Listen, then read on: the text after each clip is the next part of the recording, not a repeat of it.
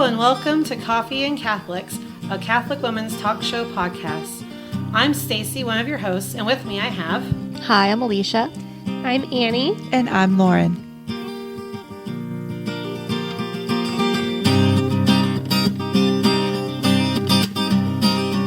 Hello and welcome to Coffee and Catholics. Today we are going to be talking about the feminine genius. And again, we have Father Christopher Brashears with us today. It's great to be back. Thank you all for having me on. So some of the things that we're going to be discussing today with Father Brashears is John Paul II's teachings on the feminine genius. So one of the things that I think is so beautiful that St. John Paul II did is that he took the great time and effort to outline something that was so crucial and necessary. And in facing the world, and he saw all of these problems, and he tried to confront them the best he could. And I think he did marvelously here. And that is, he saw not only the world over-sexualized, and so he gave us the theology of the body to bring forth the truth in the middle of confusion. But so too did he see that there was also, a great confusion with this idea that men and women are equal. And he said, now hold on just a second. That's not the case at all. And in fact, if we sit there and say that, the equality wasn't being somehow equalizing the leveling field. It was trying to make women do masculine things, to do manly things, and to compete as men do, to force them into the ways of manhood. And St. John Paul II said, absolutely not. Stop this. Now, where does he get off mansplaining all of this to everybody? Well, I think this was partially his tight and close relationship with our Blessed Mother. And when his mother died at a very young age, he ran to the church, to the front of this statue, and said, "You must be my mother now." And he took her into his heart, and she into his. And, this became this beautiful relationship of where he really learned from our Blessed Mother how to not only love her, but to love Christ and to love all the people through them. And so I think in that same motherly heart as our Blessed Mother revealed to him many things, she also revealed this great plan and goodness that he had to offer. And so, he lined out these four major, pillars, these aspects, special capabilities that women offer and that women uniquely need to offer to humanity to make it full, to make it good, that God created this from the beginning so that there might be something good. And this is necessary for humanity. Receptivity, sensitivity, generosity, and maternity. And so receptivity is one of these that is, we can see this anytime with kids. They scrape their knee and they run to mom. They run to mom because dad will just say, walk it off, rub some dirt in it. Come on, that's not so bad. It's running down. Sometimes I do that. Exactly. Depends on the kid. The kid goes to mother. Why? Because mother will sit there and be receptive. She'll sit there and she'll look at the child and say, "Do you need this?" Oftentimes the father, is, for lack of a better word, insensitive to it because he sits there and says, "I don't think it's so bad." The mother can tell. The mother can sit there and say, "I know if you're faking it. I know if you're just looking for attention, or if you really need tenderness and care." Mm-hmm. And then the mother pours out, and that's that generosity, where she pours herself out for that child in that moment in which the father would say, "Well, I don't know what the problem is." And he doesn't see it. It's not in his kind of scope. He doesn't recognize it. He doesn't have that sense. And so there's this maternity there, this motherhood that is different from fatherhood. And that it really seeks out to be tender to the children and to raise them up with this gentleness. And this is one of these, all four of these characteristics, we see them exemplified in our Blessed Mother. And we see this over and again in the highlight of, if you said, what was these most powerful, most womanly things that you witness? And St. John Paul II just, I think, nailed these things, these abilities that women have that men don't have. There are a lot of abilities we share. There's a lot of overlap and a lot of Venn diagramming that we can do. But and not that men are completely excluded from these, but they're not innate to us in that sense that they are in women. And so they aren't our wheelhouse. And so when we confront them, we kind of retract from them because we're weary of them. But in that, we see women exemplifying them so well. And so one of the things that I think is very dangerous in St. John Paul II or brought to the forefront so well is that what happens when these things are absent? What happens in this world in which women do get pushed into this masculinity of trying to be equal, but equal by being the same as men? Mm-hmm. And we lose receptivity. We lose that sensitivity. We lose the generosity. We lose that maternity.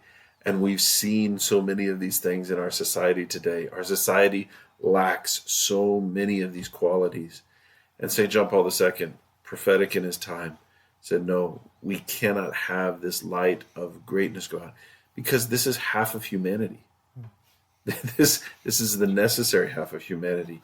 It cannot be expressed. Humanity cannot be expressed without the feminine. And so there it stands. I still call myself a feminist. Like I've talked before on the podcast about how I felt a call to veil early on, like in college. But I was like, well, that's dumb. I'm not going to be like, subdued or told what to do. The man's oppressed and things like that. And I was like, why would I do that? Because that's what I was always told the veil meant, if that makes any sense. Mm-hmm. And so, like I was always told women were made to wear this because they're lesser than, basically. And as I did, later on, I kept having this call, to do this. I was like, why do I feel like this is something I'm supposed to be doing? So I researched it more. And I also looked, as being from, Judaic Christians, I looked at the Jewish roots of veiling and why women in Jewish culture veil. And I looked at our own church. All of our sacred things are veiled. Mm-hmm. and so the more and more I looked at it, it's funny because I will say that the feminists kept me from veiling, but then it ultimately is the feminist in me that's brought me to veiling, if it makes any sense. Because then I was like, women are important in the church. And I think a lot of times we're told that we're not, or from outside forces, or even people who haven't been fully catechized in what women's role in the church is. And I think that John Paul II really starts bringing that forward. But then we also can, a lot of times you hear, well, women are trying to be men. And I feel like that maybe went that way, but that wasn't where the start was. It was trying to be seen as human dignity. Like that's what really feminism started off with, was that women had the right to vote, or just see us as humans and not property, basically, when we get down to it. That's where the feminist movement started. Maybe in the 70s and 60s it kind of veered off and has gone rampant since then. But if you really look at child labor laws, trying to get children out of the factories and things like that, that's where feminism really started. Mm-hmm. And I think but that embodies everything that John Paul II, the compassion there, the equality in the sense, even tonight when Father came, we had dinner, and my youngest son was having an argument about something being fair, and I said, the fairness isn't always equitable. and so just because you're not doing exactly the same things doesn't necessarily mean it's not fair. Sometimes things need to be different to meet somebody where they're at. And so and it doesn't necessarily mean that what one person is doing is less important, right, either. Yeah. And that's huge, the value of what we are contributing, and this is brought out in many different ways, that what is of value to our existence. What do we, when we sit there at the kind of the end of our lives and we sit there and recalculate, what was it that I received? Masculine and feminine in my life. What did I receive? What was I not deficient in? And what do I value out of that? And, unfortunately, if we really want to start talking about value of what is essence to what our livelihood is, our lives are, we could honestly say that the work of men is one of the least valuable things. They go out there and they bring about, and if we talk about it, 100 years ago, traditional sense of, 100 years ago, and they go out and do the work and they bring in the money. Well, they're gone all the time, and all they come back with is money. That's the only thing they've brought back. Well, that's one of the least valuable things in the essence of life. When we sit there and talk about the end of our lives, money doesn't matter. It's the commodity of which we exchange for other things. And so, yes, it's kind of this necessary evil, but it's not a goodness in itself. Money is not a goodness. It is an exchangeable thing that we have to operate within our lives. It's like Monopoly money. It's that thing that we have to do to keep the game going. But that's not what the point of the game is. Actually, it is of Monopoly. But it's not the point of most games. It's just the currency. It's just the thing that keeps things flowing and moving. The real point of it all is, when do we end? When do we come to the end of our lives? We're not going to sit there and say, man, you know what? I'm really thankful for my father who brought in to my life, $100,000. We're not going to sit back and think about all those memories we have of him coming in late at night and barely being a part of my life because he's off working so much. That's not of value. That's not of value. But I think that's exactly the point here, is that saying, when our society has valued those things differently in the industrial age and the capitalistic age, we sit there and we focus on those things as that's the value, that's the benefit, that's the goal. Get into the workforce. And of course, we can see the propaganda that tries to move in that direction and move society, just as you say, the dignity of the person, move them away to more work, separating them from family and trying to get them to do these things. And then now we have more than ever, we have families, working, both parents, and then you have both parents working multiple jobs, and then you have just this chaos of all sorts of things going crazy. And where's the dignity of the persons? And again, St. John Paul II saw this, and he said, the feminine genius cannot be lost here. In all this turmoil, in all this chaos, in all of this dust being kicked up, this cannot be lost. It's crucial, especially when we start talking about, the complementarianism of the sexes. And this is one of my favorite words for Scrabble because it is this long. It covers the entire width of the board. My phone does not like it. It keeps telling me that complementarianism is not a real word or is not spelled correctly. It won't give me any other choices. I would kind of agree with it. It's kind of a made-up word, but it is so useful. It's kind of like German. They just make up words and they just keep adding on things to make the word mean more things. But this complementarianism, and which is kind of hard to say 3 times fast, is such a beautiful thing that has been present since the beginning, since the book of Exodus, and has been with the church ever since. And this has, been brought out very strongly by St. John Paul II when he starts talking about the feminine genius, because he sits there and says, we sometimes have this question of what is it that we come offering in ourselves to the human experience, and we come with the gifts that we have. Now, we'd say this is a model. This is not, in a sense, definitive, and some people may be out there and say, well, this doesn't necessarily apply to me. No, but it does apply generally, and it does represent things rather well.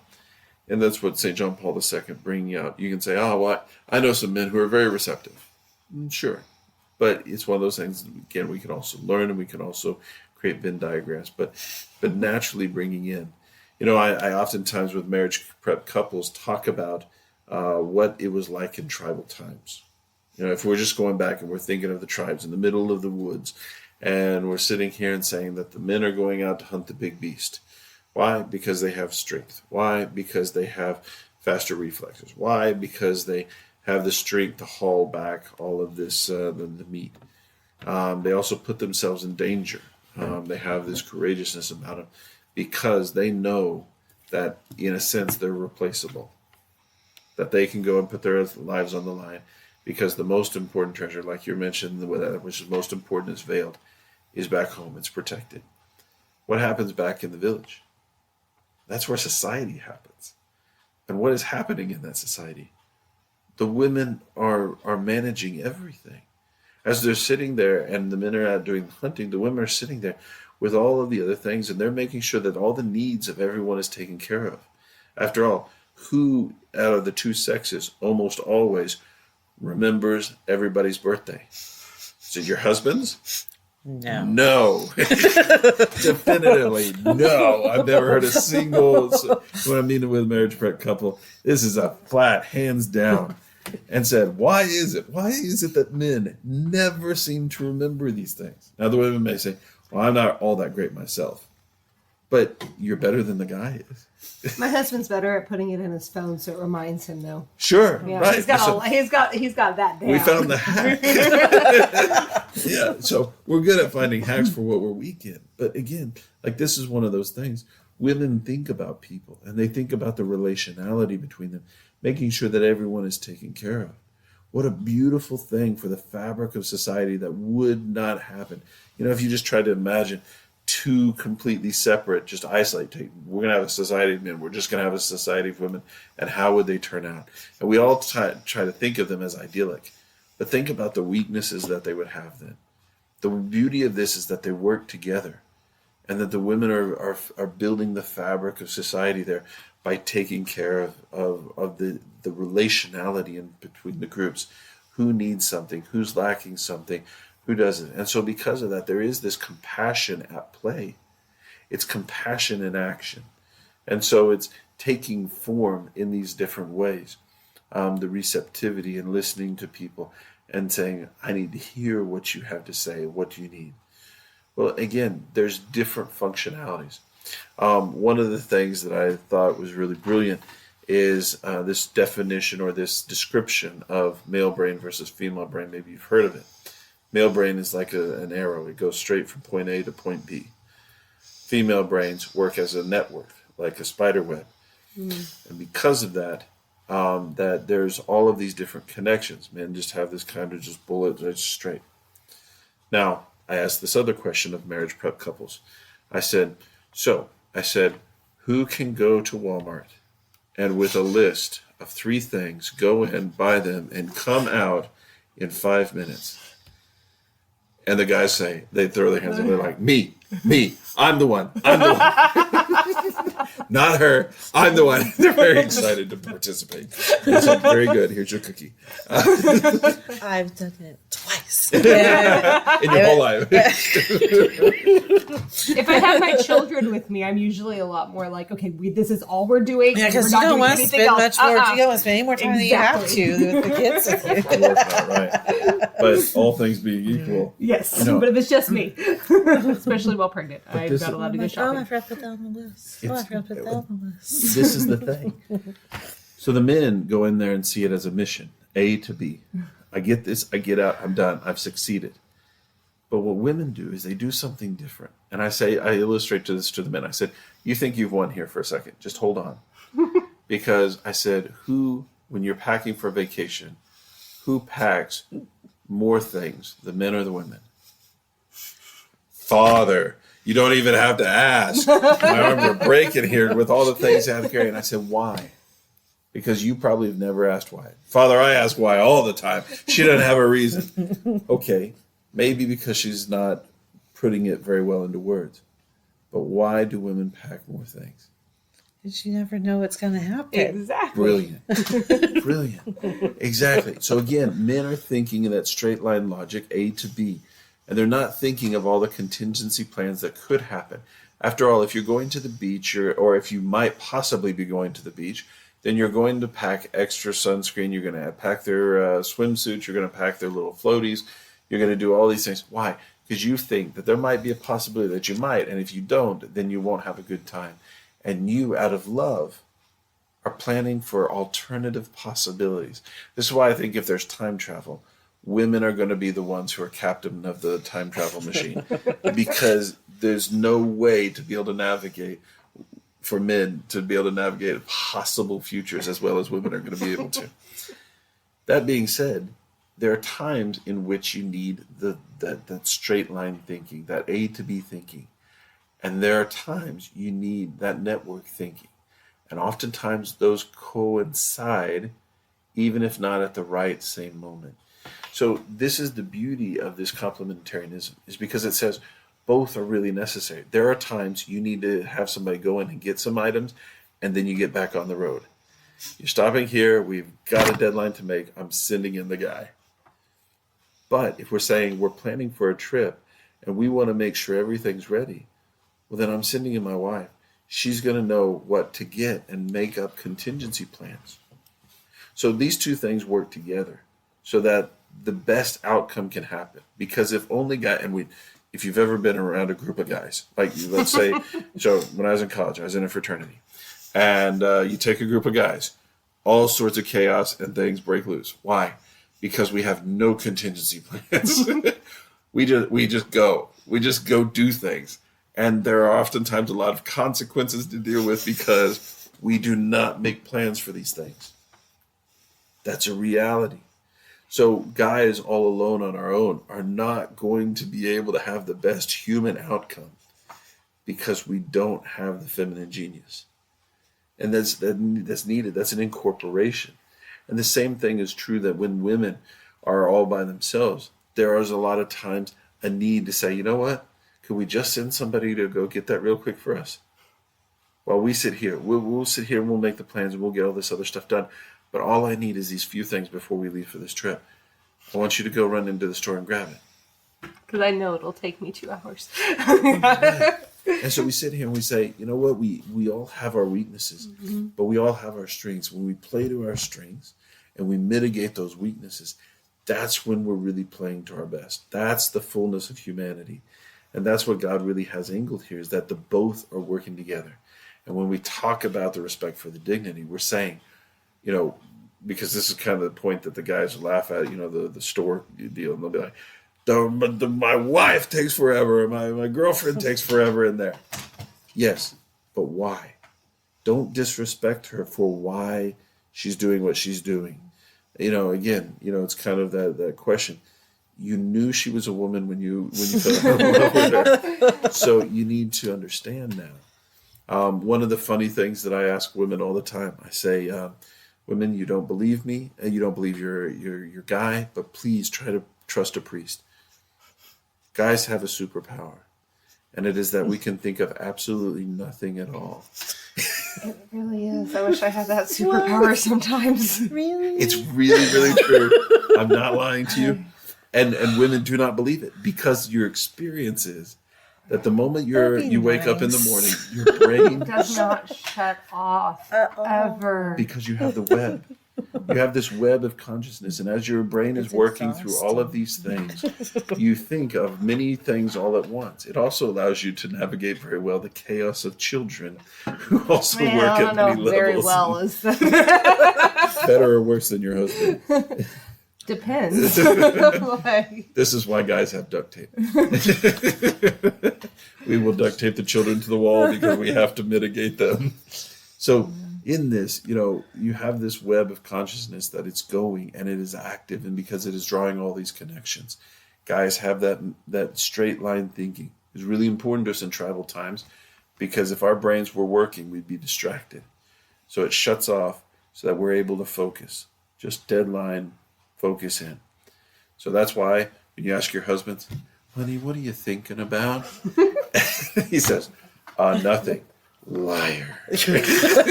You're probably thinking about that girl. We've had this conversation, my husband and I was just like, how do you think of nothing? And then sometimes he'll come up with, he won't be thinking of nothing. It'll just be some kind of completely off the wall, nothing to do with anything. And he'll tell me what it is. And it's like, actually, this is what I was thinking. It's just kind of this weird. I was like, okay, well, thank you for telling me that there's something in your brain right now. A lot of times, if we ask that question, it's a trap. Because you're supposed to be thinking about something specific. Yes, you are. It's a trap. And we're not even smart enough. We sit there and we're like, she's just asking a nice question. But you're already thinking many steps ahead on that network. Mm-hmm. Yeah, and there's a great cartoon out there where there's a woman in bed, a man in bed, and they're sleeping, but they have their backs turned to each other, and she's clutching her pillow, and she's like, I wonder what he's thinking. It's probably about some woman, and he's over there and thinking, if a brontosaurus were to wear a necktie, does it wear it at the top or down at the bottom? And you all would be terrified to find out how often we think about such things. And they're just as dumb and ridiculous as that. That's how our networks work.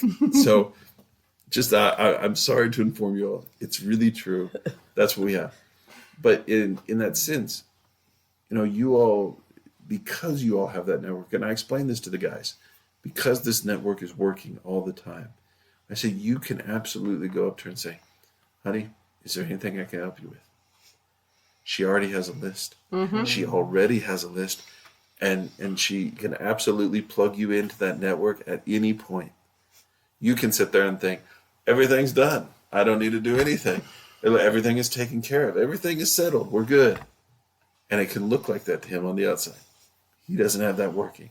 Again, there's these really important things and key attributes that as God sat there and formulated man and woman, he put us together not to be equals. In dignity, yes, but not in our abilities, not in our capacities. If he did, then it would just be duplication and unnecessary repetitiveness. Instead, he sat there and said, no, you know what? I'm going to take humanity and I'm going to break it into two equal halves. But these halves in themselves are not the same. And when they come together, it is like that little friendship bracelet, that little friendship locket that fits together. And when we hear Jerry Maguire, you complete me, it is the realest sense of the word. It's the realest sense of that. I haven't seen that Neither have I. Oh. It is a very old reference, and maybe your audience is too young and hip. Probably not. Well, maybe some same age. I just haven't seen that movie. But this is this kind of beauty. So when we bring up and we say, now, how did St. John Paul II envision for this to be in the role of the church? He envisions it just as much as he envisions it in marriage. He says all of the skills and abilities need to be used properly. And say, we don't need to sit there and duplicate anything. Just as like God sat there and said, we don't need to duplicate these things. We don't just need to carbon copy things. We don't just need to have the same. He said, this is one of the things. Pope Francis got out of the synod. He made one of the craziest beelines for a reporter. It's as if he just ran screaming out of the synod. And he's like, give me a reporter. And he just ran up to him and just basically shook him, because immediately after the synod ended, this reporter had this out just immediately. Pope Francis was saying to him, he said, there is not going to be a woman priesthood. Why? It didn't work for the Lutherans. He totally threw the Lutherans under the bus. He said that Lutherans tried it. It failed them. They are still closing churches. They are still declining. They are still not doing it. It solved nothing. And he said, because they didn't respect women. It's not just about duplication. Jesus could have chosen, we could sit back and say, objectively, in our mindset, who was the more faithful? Who was the more devoted? Who was the more dedicated? Who had less problems? Mary, the Mother of God. Mary Magdalene. The other Mary. They were out there at the cross. They were up there, ignoring all the danger, ignoring all the problems. They were sensitive. They were receptive. That they were generous. They were maternal. They were up there because nothing else mattered. Look at all of the great women saints of the church. They stand as these beacons in the night of all this darkness because they project all of this. And if you want to say, oh, what about Joan of Arc? Even Joan of Arc. You sit there and say, oh, well, no, she was she's in a manly role. No, she absolutely took her femininity to the fullest. And she sat there and she brought everything to the front. And this is the thing, when St. John Paul II had his motto, it was totus tuus, all yours.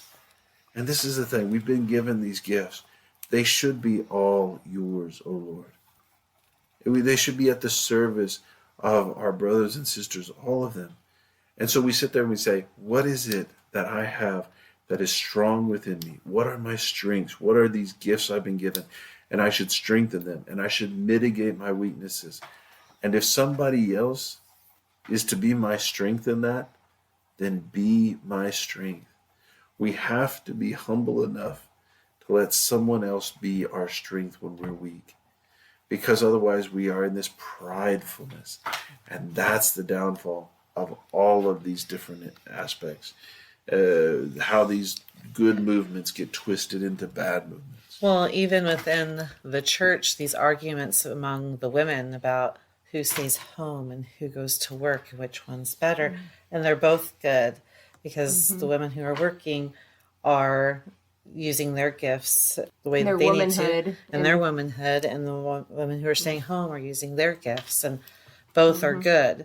And it's like, but there's always this like little like, oh, but they have to bicker, and but they're both good. Even Pope John Paul II, in his little thank you letter to women, this even says, "Thank you, women who work." And I know so many friends who feel the church people, like we go to conferences and stuff, people start talking about the role of women.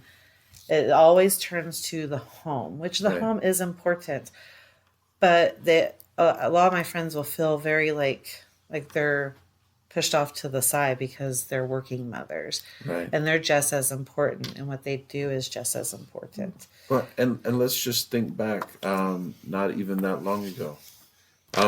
Let's just think back to, let's take a good Oklahoma Anoki example, the farmstead. All right, let me tell you, was it not that women were working, that women were out there, that they were also milking the cows, that they were also out there cutting the heads off of chickens and defeathering them, that they were not out there slaughtering pigs? I mean, what kind of fantasy do we live in? What kind of idyllic idea do we have? Did anybody read Little House on the Prairie? I mean, come on. It's this kind of acting that there were not jobs, or that, oh, well, there was always just the vacuum cleaner, and that she was supposed to stay at home and vacuum the floor. What? No. The farm job, Jordan Peterson, I think, did, however you feel about him either way, but he did a wonderful job in his speech when he sat there and said, for almost all of humanity, we have been scratching to just get by. We have been just pouring ourselves utterly, just trying to survive. And men and women have been doing everything just to survive. He says this is nonsense, this kind of hypothetical idea about some kind of past that absolutely didn't exist. He said, we have been working together, men and women, for this, just to survive, just to engage, just to get by. Only in our present age do we have enough luxury to have fantasy. And this is just one of those things that we have all these weird nonsenses about us. So when we start to ask the question, and how do we live? Always, let's go back to the models. We see that our Blessed Mother gives us such a model. Did she just stay in the home? No, she was out there. We see it not only during the Passion. We see her that she's called out when Jesus is healing the lame man who's pulled down through the ceiling tiles. Your mother is outside. She has come for you, and she's coming out into the streets, and she's coming out into the place. And what did a queen do? The Queen Mother didn't just stay behind and just sit in this floofy palace. She was with the people, and she went out. So if we sit there and say, what did our Blessed Mother do? She exemplified all of these things. So women, look to our Blessed Mother and let her be a model for you, not of some kind of subjectivity, but as a model of a witness to true femininity. This what the world needs, a great witness to what is woman, that humanity might be whole. And as always, thank you for joining us. Thanks. Thank you. Join us again in 2 weeks. Until then, may God bless you and may Mary accompany you. Coffee and Catholics is a proud partner of the SmartCatholics Podcast Network. Find new shows to love, meet like-minded Catholics, and join the community at smartcatholics.com.